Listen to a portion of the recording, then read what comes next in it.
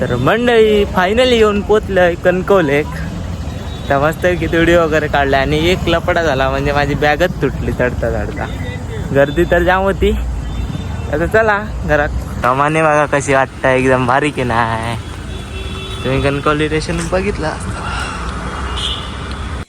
मंडळी घराकडे येलोय आणि ना घराच्या मागेच आंब्याचं झाड आहे आमच्या मोठा. त्या आंबे ना असे मस्त असे बघा पिकलेले आंबे भेटले 3च.